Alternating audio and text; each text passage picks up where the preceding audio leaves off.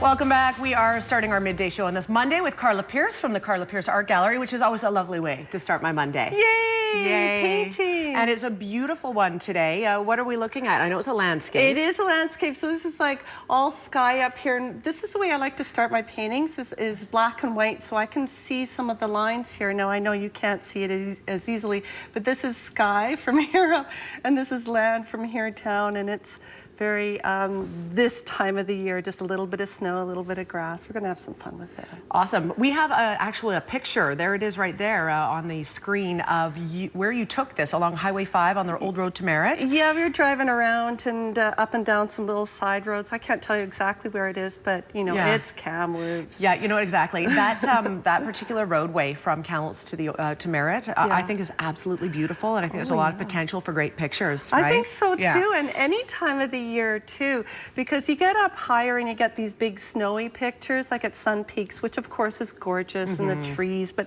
this is beautiful too. I'm just going to look at that. Whoa, blue. Oh, the colors are beautiful. I know, as soon as you start throwing it in, and you got this blue sky and the crazy clouds happening, and then we're gonna put some golds down in the bottom here, and it'll be really fun painting. Is this a metallic paint, the silver, or? Yes, I like silver metallic. I use that in my paintings, mix them right in, as well as a gold, a soft gold. So you'll see a little bit of shimmer in there. I'm beautiful. Use those ones. I'm not sure that you've ever painted for us with the silver paint before, so it's kind of nice to see. Yeah, I don't think I have either. I think I've used some of the gold, but probably not the silver. Look at that. As soon as you put that blue in, it sure changes it, doesn't it? It really does. Just all of a sudden. Part of the reason why I like to start with the grays is because it helps me see the painting a little bit better in terms of black and white and strong contrast. Check it out now. We can see the horizon line. There it is. I can never get over how you paint with such ease, and you just let the brush flow along the canvas. And so many people are nervous to do it so casually, but this is your thing, so you know. Big brush. That helps a lot too. Big brush, a lot of paint. This is not actually a fine art brush. This is a brush for painting your walls at the house. So I get the big brushes, high quality, and use them on the paintings. Bigger painting, bigger brushes, more paint. Fantastic. And then this is, of course, I'm not afraid of the paint. I know, get a close-up of that. Do you generally like to start with the metallic and get that out of the way and then bring the colors on top of that, or that's not necessarily the case? Sometimes a little bit of both. Usually the metallics come in towards the end of the painting, but this one I hit it with the silver right away because it just felt good. I don't have any real structure. I sort of just go with the flow when we're doing the paintings, and it's, you know, whatever feels right at the time. Tell me about what's going on at the Karla Pearce Art Gallery. I know that you guys have a show and sale coming up. I do. I have show and sale. It's open to the entire community, adults, kids. They can drop off artwork tomorrow at the gallery and Wednesday. And then we're going to have a little party on Saturday from 2 to 6. There'll be cookies and hot chocolate and all those nice things. Fantastic. And you don't have to sell your painting. It's show and sale. So if you have a painting that you want to put in, you can just put it for show. The show goes till December 7th. Okay, good to know. Yay. I know you had 37 minutes left here, so no pressure, but keep painting. Don't feel like you have to only talk if you want to keep it going. Good. We're looking forward to seeing how this turns out. Of course, we will be checking in with you as we head through the hour, Karla, but wow, another color. Yeah, there it is. There's a little bit of green just coming in right off the get-go. Yeah, we're going to have some fun with this. Beautiful. If you want to become a better painter, if you want to learn to do this, how do you just do this? I don't understand. Anyway, lessons are always available. This is the time of year where it's a good thing to do, getting inside out of the cold and taking some paint lessons. Information's on the screen if you'd like to do that. And yes, again, we'll be checking in with Karla in just a few minutes. We're back with more Midday in about 90 seconds. Stay with us.